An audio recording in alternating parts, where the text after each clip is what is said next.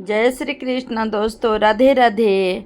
और हम चलते हैं बैसाख माह की कथा सुनने के लिए। तो हम लोग 21 अध्याय तक सुन चुके हैं और 22वां अध्याय हम शुरू करने जा रहे हैं। व्याध कहने लगा कि हे महात्मा, मैं अत्यंत दुर्बुद्धि और पापी हूँ। आपने मुझे पर बड़ी कृपा की। हे दया के सागर, अब मुझ पर ऐसी कृपा करो कि जिससे अब मेरी बुद्धि दूषित होकर खोटे कर्मों में न जाए। अतः आप मुझे उपदेश कीजिए। व्याध के ऐसे वचन सुनकर मुनि ने उनको धन्य धन्य कहा और फिर उसको उपदेश देते हुए बोले कि ये व्याध, यहाँ पर धूप अत्यंत तेज है, न छाया है न पानी। इस कारण चलो कहीं दूसरी जगह जल पीकर और छाया में बैठ स्वस्थ चित्त से तुम्हारे सामने पाप नाशक महात्मा का वर्ण करूँगा। व्याध का हाथ जोड़कर कहने लगा कि यहाँ से थोड़ी दूर पर एक निर्मल सरोवर है, जहाँ फूलों से लदे हुए अनेक कैथ के वृक्ष हैं। वहाँ निश्चय ही चित्त प्रसन्न होगा। व्याध की यह बात सुनकर शंख मुनि उसके साथ चल दिए और थोड़ी दूर पर जाकर उन्होंने देखा कि एक निर्मल सरोवर है। मुनि ने उस सरोवर में स्नान किया, फिर देव पूजन कर व्याध के लाए हुए श्रम नाश कहने लगा कि महात्मा, यदि आप मुझ पर कृपा करो तो यह बतलाइए कि कौन सा कर्म करने से मुझे व्याध जैसी बुरी योनि मिली और फिर आपका सत्संग हुआ। मुनि हंसकर कहने लगे कि तुम सकल नगरी में वेद पाठी ब्राह्मण थे। तुम्हारा नाम सतंभ और गोत्री श्रीवत्स था। एक बेस्वा से तुम्हारा प्रेम था। उसी की संगति दोष से तुमने नित्य कर्मों को त्याग दिया तथा शूद्र के समान रहने लगे। इस प्रकार तुमने आचारहीन होकर धर्म का त्याग किया। परंतु तुम्हारी स्त्री जो अत्यंत रूपवती थी, तुम्हारी और बेस्वा की सेवा किया करती थी। तुम दोनों पलंग पर सोते, वह नीचे सोती।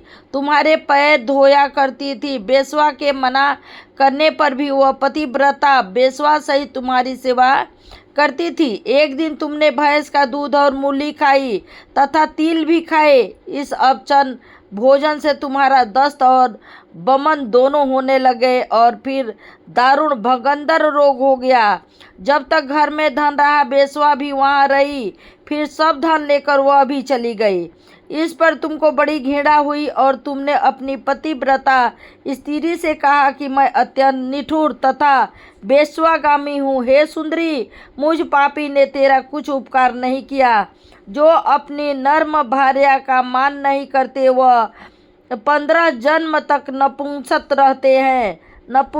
रहते हैं। मैं रात दिन महात्माओं और तेरी अवज्ञा करने से निश्चय ही पाप योनि में पड़ूंगा। तेरे विनीत भाव पर भी मैं महाक्रोध ही करता रहा हूँ।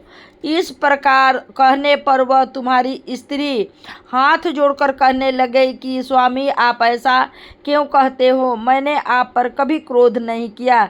यदि मुझको कुछ दुख प्राप्त हुआ तो मेरे कर्मों का फल है। तुम मेरे प्रति दीनता और लज्जा मत करो। जो स्त्री अपने पति के क्रोध को सहन करे वह साध्वी है। ऐसा कहकर वो अपने पिता और भाई के घर से कुछ धन लाकर तुम्हारी सेवा करती रही। दिन रात मल मूत्र धोकर तुमको शुद्ध रखती तथा कीड़े आदि निकालती।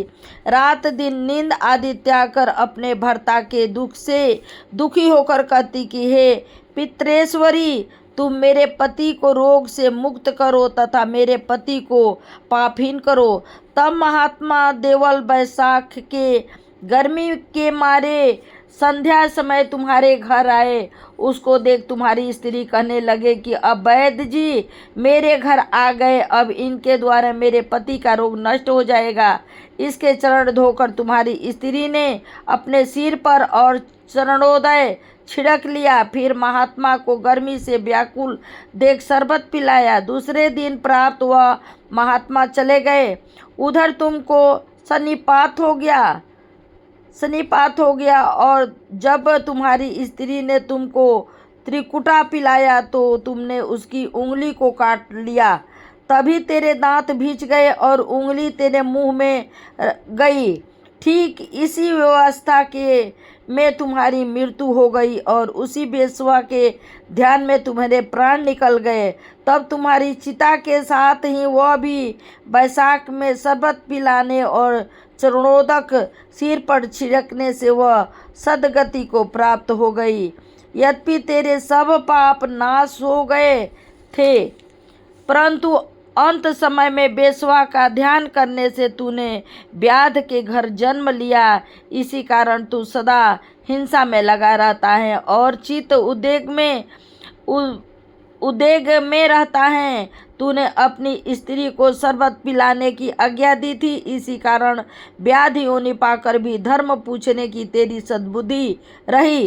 तूने भी मुनि के चरणों का जल अपने सिर पर छिड़का था, इसी से तुझे संगति प्राप्त हुई। तुमने अपने पूर्व जन्म में जो कर्म किए वो सब तुमको बतलाए। तेरे ये सब पाप पुण्य मैंने दिव्य दृष्टि से देखे हैं। अब तुम्हारी कोई और गुप्त बात पूछने की इच्छा हो तो वह भी पूछ लो। तेरा चित्त शुद्ध हो गया है, अतः तेरा कल्याण हो। अब यहाँ से 23वां अध्याय मैं आप लोगों को सुना रही हूँ। व्याध कहने लगा कि महात्मा, भगवान विष्णु कैसे हैं, उनको कैसे जाना जा सकता है और वैशाख धर्म क्या है जिससे भगवान प्रसन्न होते हैं। व्याध के इस प्रकार प्रश्न पूछने पर मुनि कहने लगे कि हे सर्वशक्तिमान, निर्गुण, निश्चेष्ट, अनंत सच्चिदानंद स्वरूप है और संपूर्ण चराचर विश्व के स्वामी हैं। अब मैं उनके लक्षण बताता हूँ, जिसे उत्पत्ति, स्थिति, संहार, आवृत्ति, नियम, प्रकाश, बद्ध और मोक्ष होते हैं। पंडित लोग उसी ब्रह्मा को विष्णु कहते हैं। ब्रह्मादिक देवता सब उन्हीं के आश्रित हैं।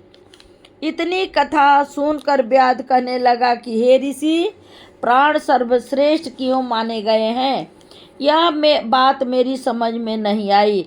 शंख कहने लगे कि हे व्याध, प्राचीन समय में नारायण भगवान कमल योनि में ब्रह्मादिक देवताओं की रचना करके कहने लगे कि मैं ब्रह्मा को तुम्हारा राजा बनाऊंगा और जो कोई तुमसे सर्वश्रेष्ठ हो उसी को तुम युवराज बनाओ। जब देवताओं ने यह बात सुनी तो आपस में युवराज बनने के लिए सब वादा करने लगे और जब निर्णय न हुआ तो फिर भगवान को जाकर कहने लगे, भगवान, हमको तो कोई भी सर्वश्रेष्ठ दिखाई नहीं देता, इसका तो आप ही निर्णय करिए।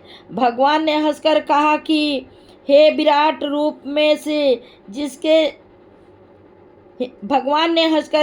मेरे विराट रूप में से जिसके निकलने से शरीर गिर पड़े और फिर प्रवेश करने से शरीर खड़ा हो जाए, वही श्रेष्ठ हैं। जब जयंत भगवान के पैरों से निकल गया तो वह शरीर पंगु हो गया, परंतु गिरा नहीं।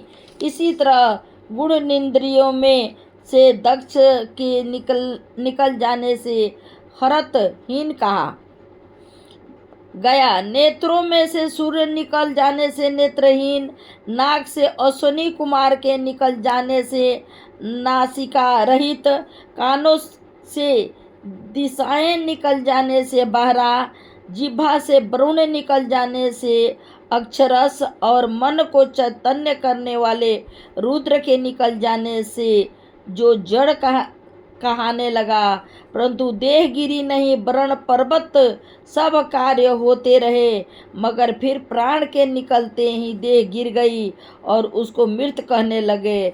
तब सब देवता आपस में कहने लगे कि जो हम में से इस देह को उठाने में समर्थ होगा वही सर्वश्रेष्ठ एवं युवराज होगा। सबसे प्रथम जयंत ने पैरों में प्रवेश किया तो पंगुपन को हट गया, परंतु शरीर उठा नहीं। दक्ष ग्रह इंद्र द्वारा इंद्र हाथों द्वारा, सूर्य नेत्रों द्वारा, अग्नि वाणी द्वारा, रुद्र मन के द्वारा प्रविष्ट होने पर देह उठी नहीं। सबसे अंत में प्राण प्रविष्ट होते ही शरीर उठ खड़ा हुआ। जय श्री कृष्ण। यही वीडियो को खत्म कर रही हूँ। राधे राधे, हर हर महादेव।